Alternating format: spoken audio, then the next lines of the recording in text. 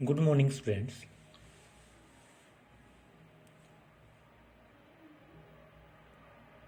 इतिहास अध्याय 1 यूरोप में राष्ट्रवाद का उदय।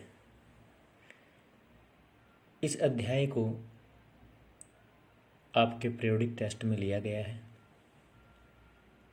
तो इस अध्याय में दिए गए जो महत्वपूर्ण प्रश्न हैं उनको समझाने के उद्देश्य से ये वीडियो बनाई जा रही है। तो आप प्रत्येक जो प्रश्न है उसको अच्छे से समझें। देखिए, हमारा पहला प्रश्न है कि फ्रेडरिक सारियू के चित्रों के भावों की समीक्षा करें। मैंने आपको बताया था कि फ्रांसीसी कलाकार थे जिनका नाम था फ्रेडरिक सारियू। तो उन्होंने जनतांत्रिक और गणतंत्र शीर्षक से अपने एक सपनों के संसार की कल्पना की, एक अपने सपनों का संसार रचा। उस समय कोई भी राष्ट्र अस्तित्व में नहीं था, तो उसने केवल उन राष्ट्रों की कल्पना की और उस कल्पना को अपने चित्रों के माध्यम से दर्शाया। उन्होंने 4 चित्रों की एक श्रृंखला बनाई थी।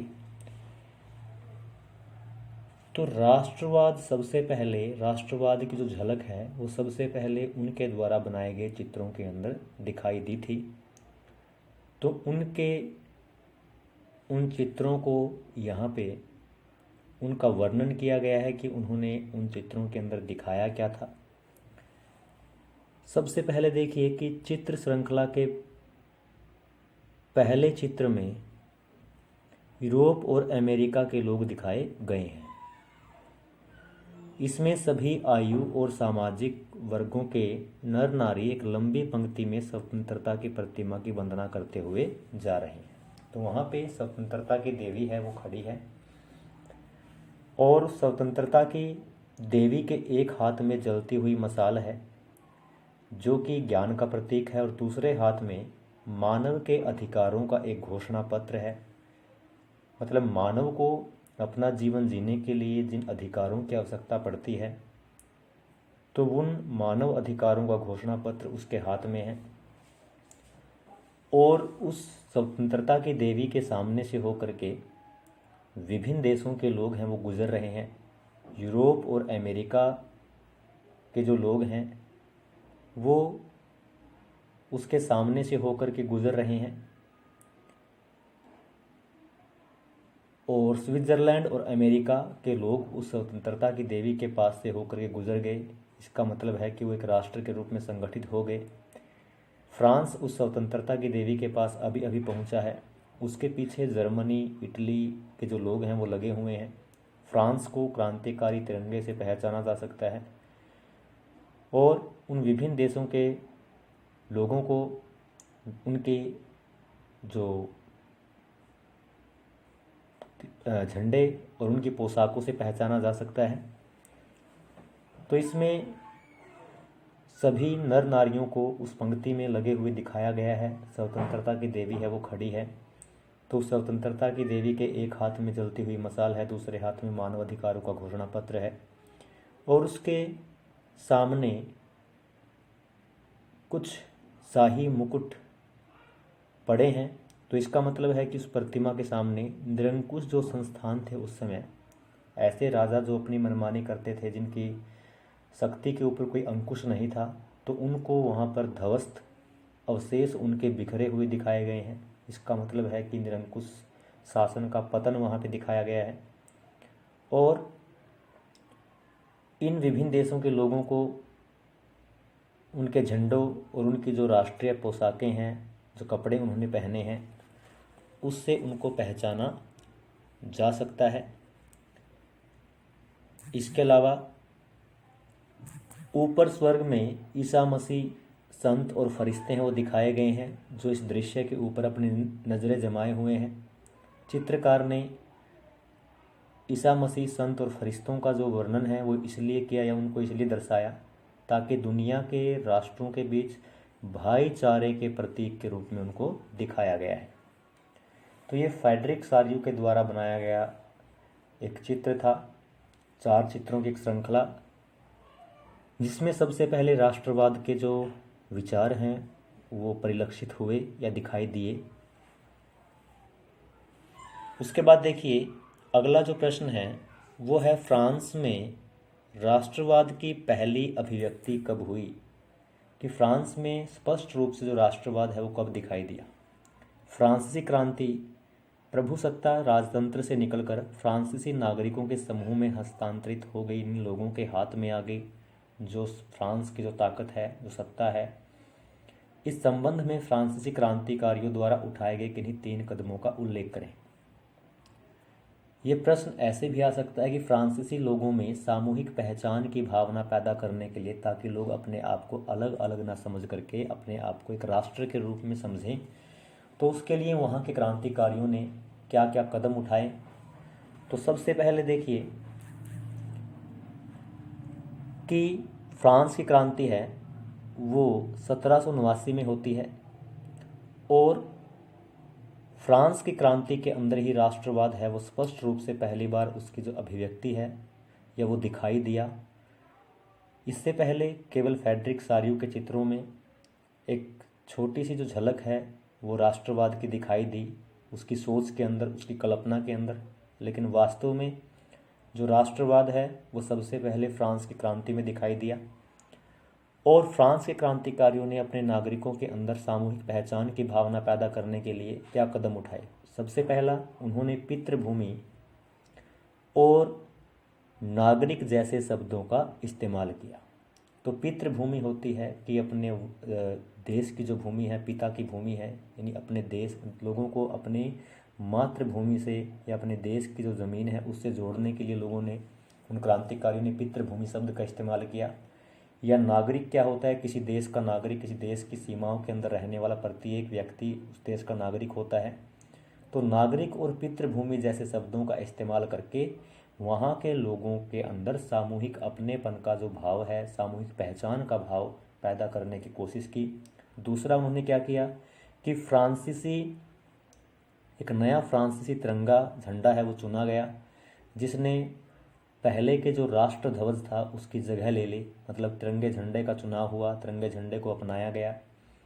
तीसरा क्या किया उन्होंने, जो वहाँ पर स्टेट जनरल का चुनाव, पहले जो स्टेट जनरल था, फर्स्ट स्टेट, सेकंड स्टेट और थर्ड स्टेट को मिला करके जो स्टेट जनरल बना हुआ था, तो उसका चुनाव सक्रिय नागरिकों के समूह के द्वारा किया जाने लगा, और उसका नाम बदल करके नेशनल असेंबली कर दिया गया। इन स्टेट जनरल का नाम बदल करके नेशनल असेंबली कर दिया गया। चौथा, उन्होंने क्या किया, नई स्तुतियाँ रची गई। स्तुति क्या होता है, किसी की प्रार्थना में लिखे गए जो गीत हैं, कविताएं हैं, शपथें ली गई, प्रतिज्ञाएं ली गई, शहीदों का गुणगान हुआ, और ये सब किसके नाम पे हुआ, राष्ट्र के नाम पे हुआ। जो क्षेत्रीय बोलियां थी उनको हतोत्साहित किया गया, उनको बढ़ावा नहीं दिया गया, बल्कि पेरिस में फ्रेंच राष्ट्र की साझी जो भाषा है वो बन गई, यानी फ्रेंच भाषा को राष्ट्रभाषा का दर्जा दिया गया। तो फ्रांसीसी क्रांतिकारियों के इन कार्यों ने फ्रांसीसी लोगों के अंदर सामूहिक अपनेपन का भाव, सामूहिक पहचान का भाव पैदा किया। अगले प्रश्न की तरफ बढ़ते हैं। देखिए अगला जो प्रश्न है वो है कि नेपोलियन नागरिक संहिता या नेपोलियन आचार संहिता 1804 की मुख्य विशेषताएं क्या थी। 1804 में नेपोलियन ने न केवल फ्रांस के अंदर, ये फ्रांस का शासक था, न केवल फ्रांस के अंदर, बल्कि जिन जिन देशों के ऊपर उसने विजय हासिल की उन सब के ऊपर उसने नेपोलियन नागरिक संहिता या उसके द्वारा बनाए गए कानूनों का एक संग्रह था या कानून थे, जो उसने फ्रांस और अपने जीते गए जो देश थे उनके ऊपर लागू किए, और इसी को नेपोलियन नागरिक आचार संहिता है वो कहा जाता है, या नेपोलियन कोड ऑफ कंडक्ट इसको कहा जाता है। तो इसके अंतर्गत उसने क्या क्या कदम उठाए, क्या क्या उसने किया, देखिए, सबसे पहले कि उसने नेपोलियन संहिता को लागू किया, तो उसने क्या किया, जन्म पर आधारित विशेषाधिकार समाप्त कर दिए। कि वहाँ पे फ्रांस के समाज में प्रथम स्टेट और द्वितीय स्टेट के लोगों को जन्म पर आधारित कुछ विशेष अधिकार मिले हुए थे, तो उनको समाप्त कर दिया। दूसरा उसने क्या किया, कानून के समक्ष सभी को समानता का दर्जा दिया, कि कानून के सामने कोई छोटा बड़ा या अमीर गरीब नहीं है, कानून के समक्ष समानता। तीसरा उसने क्या किया, संपत्ति के अधिकार को सुरक्षित बनाया, कि प्रत्येक व्यक्ति क्या है, उसकी अपनी निजी संपत्ति होगी, कोई उससे उसकी संपत्ति है वो छीन नहीं सकेगा, तो संपत्ति के अधिकार को सुरक्षित बनाया। तो यहाँ पे 3 चीज़ें हो गई, जन्म पर आधारित विशेषाधिकार समाप्त कर दिए उसने, नंबर 1। नंबर 2, कानून के समक्ष समानता वो लेकर के आया, और तीसरा, संपत्ति के अधिकार को सुरक्षित किया गया। चौथा उसने क्या किया, सामंती व्यवस्था को समाप्त कर दिया गया। उस समय यूरोप का जो समाज है उसके ऊपर सामंतों का शासन हुआ करता था, या सामंती व्यवस्था कायम थी, तो सामंती व्यवस्था को ख़त्म कर दिया, सामंतों को ख़त्म कर दिया। ये क्या थे, अधिकतर जो ज़मीन थी यूरोप के अंदर या फ्रांस के अंदर, उसके मालिक ये सामंत हुआ करते थे, और किसानों से भूदास की तरह, यानी भूमि के ऊपर एक दास की तरह खेती करवाई जाती थी, जिसके बदले उनको कोई मजदूरी नहीं दी जाती थी। तो भूदास जो प्रथा थी उसको ख़त्म कर दिया। जागीरदारी जो शुल्क थे, जागीरदारों ने जिनके पास ज़मीनें थी उन्होंने कुछ शुल्क हैं वो लगाए हुए थे, तो ये जागीरदारी जो शुल्क हैं उनसे लोगों को मुक्ति दिलाई। उसने और क्या किया, शहरों में जो कारीगर श्रेणी संघ थे उनके नियंत्रण को हटा दिया। शहर के अंदर जो कारीगर श्रेणी संघ थे उनका पूरे शहर के ऊपर अधिकार था, वो नए कारीगरों को शहर में आने नहीं देते थे, उनको व्यापार करने नहीं देते थे। तो इन श्रेणी संघों का पूरे शहर के ऊपर या आयात निर्यात के ऊपर, व्यापार के ऊपर पूर्ण नियंत्रण हुआ करता था। तो उन्होंने क्या किया, इन श्रेणी संघों को हटा करके व्यापार को और भी आसान कर दिया। चौथा उसने क्या किया, उसने यातायात, बैंकिंग और संचार व्यवस्थाओं को में सुधार किया। यातायात के साधनों में सुधार किया, बैंकिंग व्यवस्था में सुधार किया और संचार व्यवस्थाओं को अच्छा किया। तो किसानों, कारीगरों, मजदूरों और व्यापारियों सहित आम लोगों ने उसके द्वारा किए गए इन कदमों को सराहा, उसकी प्रशंसा की। उन्होंने एक समान कानून लागू किए, न केवल फ्रांस में बल्कि अपने जीते हुए जितने देश थे। मानक और भार, मतलब जो मापने और तोलने की जो एक समान प्रणाली है उसको लागू किया, और एक राष्ट्रीय मुद्रा आरंभ की। क्योंकि पहले क्या था, वहाँ पे बहुत सारी जो राष्ट्रीय मुद्राएं थी वो प्रचलन में थी, उसने इससे व्यापार करने में क्या है मुश्किलें आती थी। माप और तोल का जो पैमाना था वो अलग अलग था, जो व्यापार में एक बाधक बन रहा था। तो उसने क्या किया, जो नाप तोल की जो प्रणाली है उसको एक समान कर दिया, एक राष्ट्रीय मुद्रा है वो आरंभ कर दी। तो ये नेपोलियन की जो आचार संहिता थी 1804 में, उसके तहत नेपोलियन के द्वारा किए गए ये कुछ सुधार थे, जिसको नेपोलियन की आचार संहिता कहा जाता है। उसके बाद आगे बढ़ते हैं कि 18वीं सदी के मध्य के यूरोप की प्रमुख राजनीतिक प्रवृत्तियां क्या थी। यानी 18वीं शताब्दी के अंदर यूरोप की जो स्थिति थी वो कैसी थी, कि आपका ये जो फ्रांस की क्रांति से पहले यूरोप की जो सामाजिक और राजनीतिक जो स्थिति थी वो कैसी थी, तो उसके विषय में जानने का प्रयास करेंगे। अब देखिए,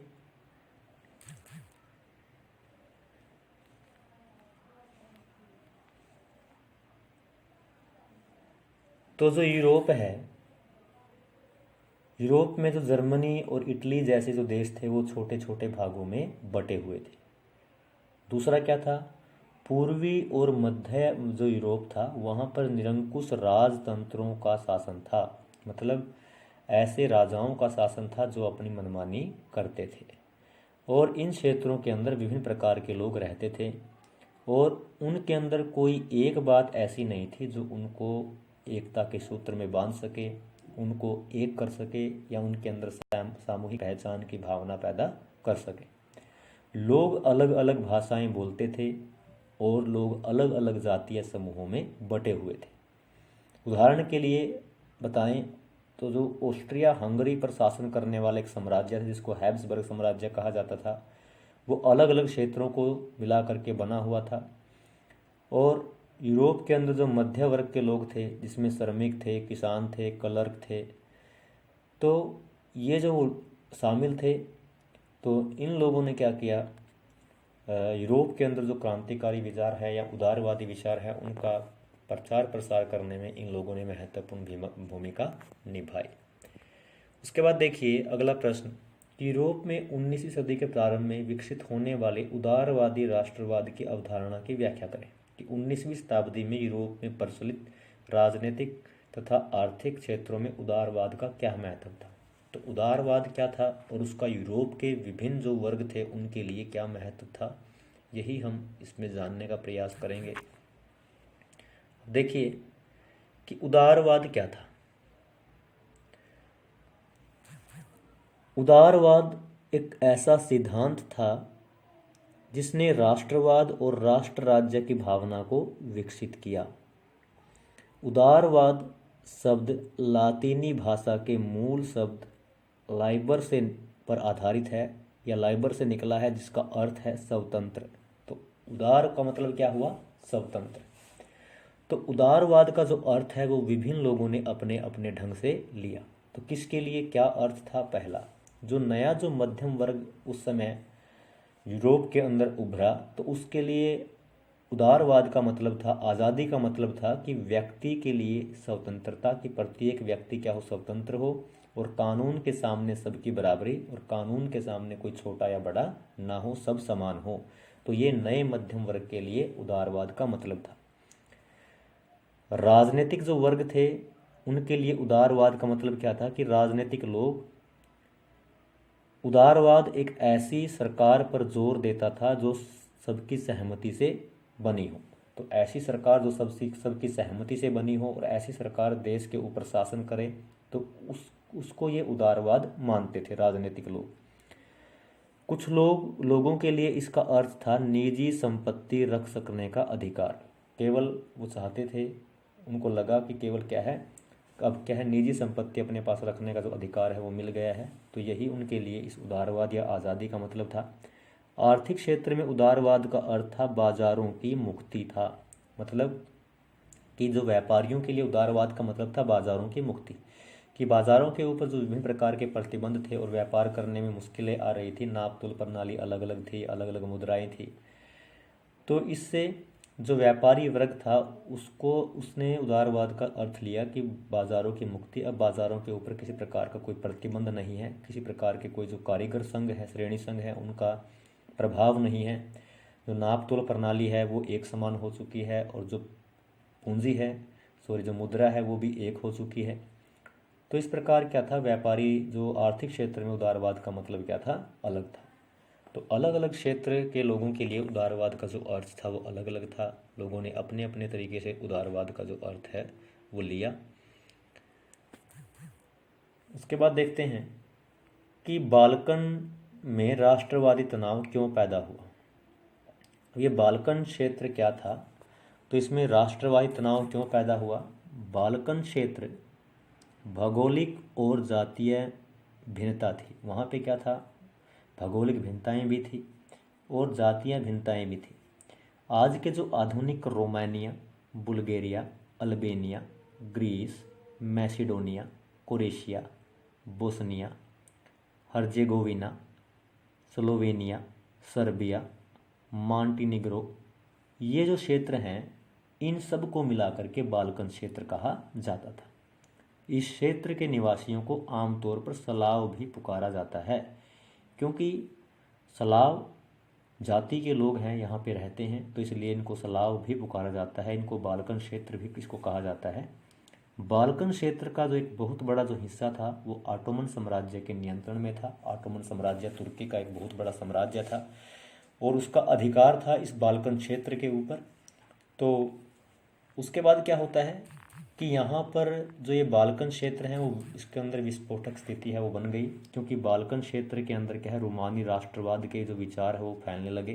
कविताओं के माध्यम से, साहित्य के माध्यम से, लोक गीतों के माध्यम से, लोक कथाओं के माध्यम से जो रूमानी राष्ट्रवाद क्या होता है? ये एक ऐसा सांस्कृतिक आंदोलन था जो एक अलग प्रकार के राष्ट्रवाद का समर्थन करता था।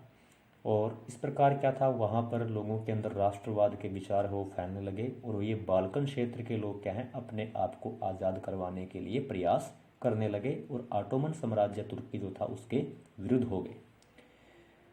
जब ऑटोमन साम्राज्य जो तुर्की है, जब उसका विघटन हो गया या उसका पतन हो गया या साम्राज्य है वो टूट गया, तो उसके बाद जो स्थिति है वो काफ़ी विस्फोटक होगी, काफ़ी बेकार होगी। क्योंकि जो ये जितने भी ये बाल्कन क्षेत्र थे ना, रोमानिया, बुल्गारिया, अल्बानिया, जितने भी ये क्षेत्र थे, तो ये आपस में क्या है, इन्होंने अपने आप को तुर्की से के ऑटोमन साम्राज्य स्वतंत्र घोषित कर दिया और ये एक दूसरे के क्षेत्रों के ऊपर कब्जा करने के लिए आपस में लड़ने लगे। इनके बीच में जो आंतरिक टकराव है वो होने लगा, आपस में ये लड़ने लगे। तो इनकी इस आपस की लड़ाई का जो फ़ायदा है वो किसने उठाया? बड़ी ताकतों के बीच प्रतिस्पर्धा का स्रोत बन गया ये। क्योंकि जो बड़ी ताकतें उस समय थी, जैसे आपका फ्रांस, इटली, जर्मनी, ये जो बड़ी ताकतें उस समय थी, तो इन बड़ी ताकतों के बीच प्रतिस्पर्धा का विषय बन गया। जब इन्होंने देखा कि ये देश, जो बाल्कन क्षेत्र के जो देश हैं, ये आपस में लड़ रहे हैं, तो ये जो बड़े देश हैं, इन बाल्कन क्षेत्र के देश थे जो, इनके ऊपर कब्जा करने के लिए इनके अंदर प्रतिस्पर्धा या कंपटीशन है वो हो गया। और ये जो बड़े देश थे, जो पूंजीवादी देश थे, तो ये इनके ऊपर कब्जा करना चाहते थे। तो आपस में इनके बीच में क्या हुआ, बहुत सारे युद्ध हुए और अंत में क्या हुआ, प्रथम विश्व युद्ध है वो इसी कारण हुआ। तो ये जो बाल्कन क्षेत्र है ये प्रथम विश्व युद्ध का सबसे बड़ा कारण था। और 1914 में क्या हुआ, प्रथम विश्व युद्ध में ये बाल्कन क्षेत्र की जो समस्या है वो बदल गई।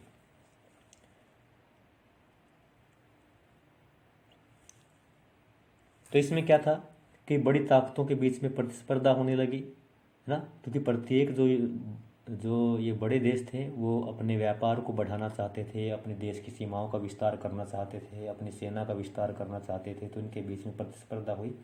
इसके अलावा इनके बीच में अनेक युद्ध हुए, जिसमें रूस, जर्मनी, इंग्लैंड, ऑस्ट्रिया, हंगरी, इनके बीच में इस बाल्कन क्षेत्र के ऊपर अपनी पकड़ मजबूत करने के लिए, अपने प्रभाव को बढ़ाने के लिए अनेक युद्ध हुए। और अंत में जो ये इनके युद्ध हैं वो अंत में प्रथम विश्व युद्ध में बदल गए। तो ये बाल्कन क्षेत्र क्या है, इसलिए ये तनाव का क्षेत्र है वो बना हुआ था। उसके बाद देखिए उसके बाद आता है वीना सम्मेलन के प्रमुख प्रस्ताव क्या थे। ये वीना सम्मेलन क्या था, यह वीना कांग्रेस क्या था। 1815 की वीना संधि की किन्हीं 4 विशेषताओं का उल्लेख करें।